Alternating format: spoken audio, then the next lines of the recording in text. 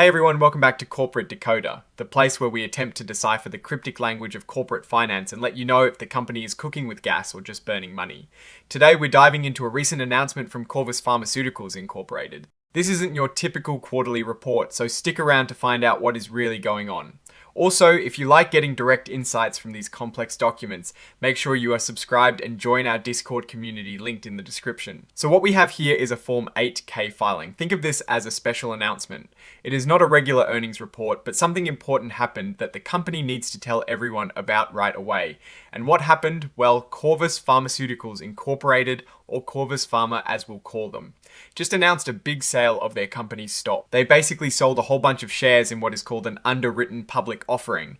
This is how companies raise a big chunk of money by selling new stock to the public through investment banks. In this case, Corvus is selling almost 8 million shares of their common stock. Common stock is just the regular kind of stock that most people own. They're selling these shares at $22.15 each. Now, here is where it gets interesting. They agreed to sell them to the underwriters, which are the investment banks helping them sell the stock, for a slightly lower price of $20.821 per S-share.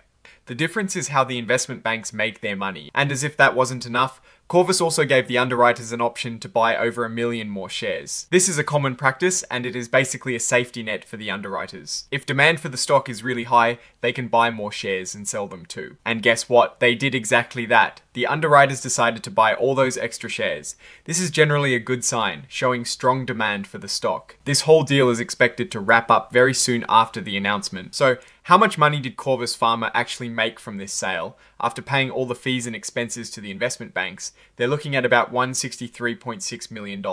That's a significant amount of cash. But wait, because the underwriters exercised their option to buy those extra shares, the total money Corvus Pharma expects to bring in jumps up to around $188.3 million.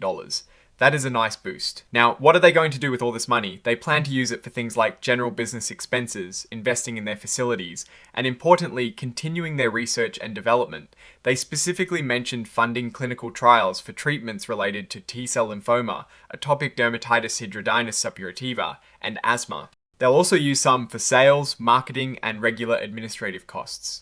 This tells us they are focusing on moving their drug pipeline forward. The document also mentions the underwriting agreement itself, which is basically the contract for this stock sale. It includes standard promises and assurances from Corvus Pharma to the underwriters.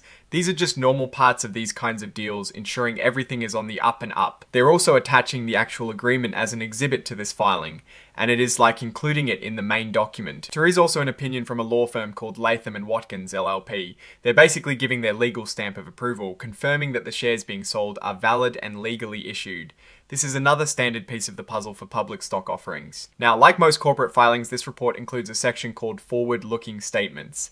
This is a legal disclaimer. Companies use this to tell you that while they might talk about future plans and expectations, these aren't guarantees. Things can always change due to market conditions, unexpected problems, or other unforeseen events. They're basically saying, don't sue us if our future predictions don't perfectly pan out.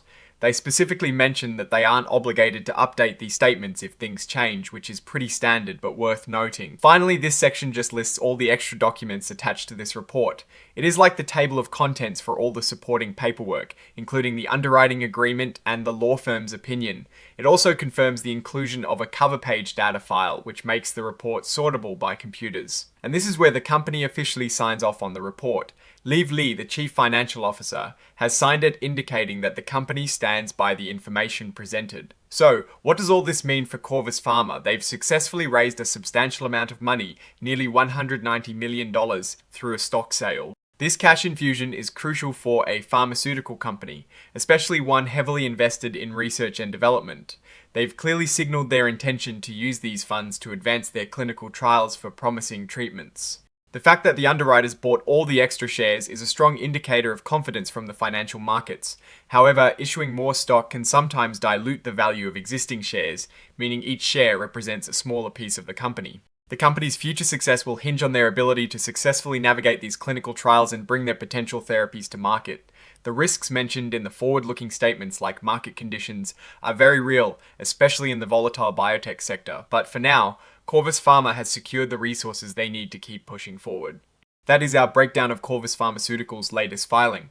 What is your take on this stock offering and what it means for the company's future? Drop your thoughts in the comments below. If you found this analysis valuable, hitting that like button really helps us out, and subscribe for more deep dives into corporate filings. Don't forget to check out the Discord community in the description for more discussions. Thanks for watching. See you next time.